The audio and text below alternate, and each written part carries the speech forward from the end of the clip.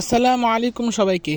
এই যে দেখেন, মাশাআল্লাহ, আজকে আমার সিরাজি কবুতর আর লক্ষা কবুতরগুলোকে গোসল দিলাম। মাশাআল্লাহ, দেখেন কত সুন্দর করে গোসল করতেছে।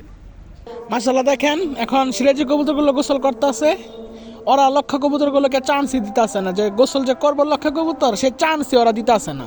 মানে বেটা তুই দূরে সর, আগে আমি গোসল করে নেই, নিজে বাঁচলে বাপের নাম। সিরাজি কবুতরের গোসল সম্ভবত হয়ে গেছে। এই যে দেখেন, বলতো না বলতে লক্ষা কবুতর গেল নাইমা, এই তো দিল এক ঝাপটান, গোসল করতেছে। মাশাআল্লাহ, একটা লক্ষা কবুতর গোসল সম্ভবত হয়ে গেছে, ওই নেমে গেল এখন। এই দেখেন আবার আরেকটা উঠতেছে, আরেকটা উঠছে তো উঠছেই, একবারে সিরাজি কবুতর একবারে তারাই দিছে, যা বেটা তুই অনেক গোসল করতেছে, এবার আমার পাল্লা। এই তো দেখেন মাশাআল্লাহ কি সুন্দর করে গোসল করতেছে।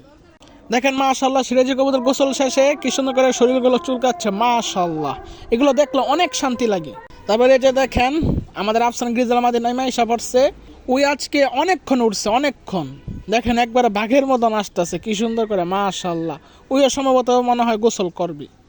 গোসল করতে যেতে চাচ্ছিল, কিন্তু লক্ষা কবুতর কোনো চান্সই দিল না। লক্ষা কবুতর একবারে চিল মোডে, একবারে মাস্তি মোডে আছে। দেখেন কি সুন্দর করে গোসল করতেছে, একবারে দুজনে একটা বল দখল করে রাখছে। তো গ্রিজেল কবুতর কই গোসল করবো আপনারাই বলেন।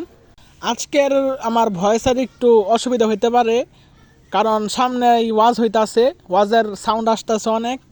একটু যদি অসুবিধা হয় একটু ক্ষমার দৃষ্টিতে দেখবেন, কিছু করার নাই। অবশেষে গ্রিজেল কবুতর কোনো জায়গায় চান্সই পেল না গোসল করার জন্য। আর লক্ষা কবুতর তো দখল করে বৈশাই আছে।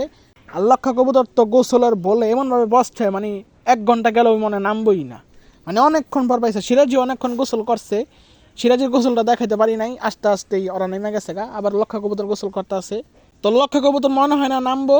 আর আমার মনে হয় না যে আফসান গ্রিজেল কবুতরটা গোসল করতে পারবো।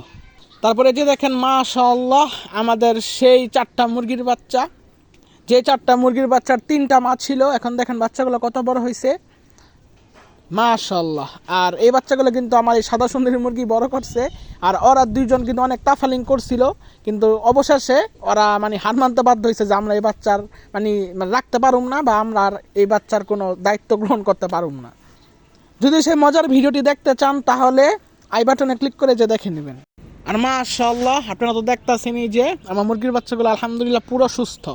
আপনারা যদি এভাবে সুস্থভাবে মুরগির বাচ্চা লালন পালন করতে চান, এবং এটাও যেন চান যে আমার একটা মুরগির বাচ্চা যেন মারা না যায়, একটা মুরগির বাচ্চা যেন অসুস্থ না হয়, তাহলে এই যে আই বাটনে একটা প্লে লিস্ট লিঙ্ক দিয়ে দিচ্ছি, 8টা পর্ব আছে, এই 8টা পর্ব দেখে নেবেন। এখানে আমি দেখাইছি যে কীভাবে 1 দিন থেকে 30 দিন বয়স পর্যন্ত কীভাবে মুরগির বাচ্চা লালন পালন করবেন একবারে সুস্থভাবে। তারপরে গত হাট থেকে আমি কিছু মুরগি কালেকশন করেছি। এই যে দেখেন একটা মুরগি দেখতে পারতেছেন, মাশাআল্লাহ, একটা ঝুটিওয়ালা মুরগি, অনেক বড় ঝুটি ওর। আর ওকে সিঙ্গেল একটা খাঁচায় রাখছি, কারণ ওই একটু বড়। আর আরও মুরগি কিনছি, ওগুলোর সাথে ওকে রাখা যায় না, কারণ ওগুলোকে ঠোকরায়। তারপরে এই যে দেখেন আরও 2টা মুরগি, মাশাআল্লাহ, এখানে একটা হচ্ছে সুরমা মুরগি আর একটা হচ্ছে ঝুটিওয়ালা মুরগি। আর ঝুটিটা একটু ছোট।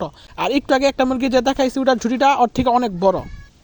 মাশাআল্লাহ, 3টা মুরগির কালেকশন আমার কাছে খুবই ভালো লেগেছে। আপনার কাছে কেমন লেগেছে দয়া করে জানাবেন। আর সুরমা মুরগি ইদানিং দেখা যায় না, এটা অনেক বিলুপ্ত হয়ে গেছে। এটা অনেক আগে অনেক দেখা যেত, কিন্তু এখন দেখা যায় না তেমন একটা। আর ঝুটিওয়ালা মুরগিও এখন তেমন একটা দেখা যায় না। আগে এগুলো অনেক দেখা যেত, কিন্তু এখন এগুলো দেখাই যায় না, একবারে রেয়ার, একবারে বিলুপ্ত হয়ে গেছে গা।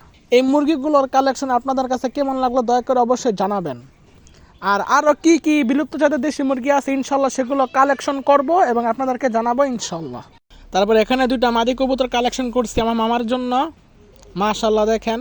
এই ছিল আজকের ভিডিওটা কেমন লাগলো অবশ্যই জানাবেন, এবং আপনারা কি কি জাতের মুরগি পালেন এবং কি কি জাতের কবুতর পালেন সেটা অবশ্যই কমেন্ট বক্সে আপনার মূল্যবান মতামত জানিয়ে যাবেন।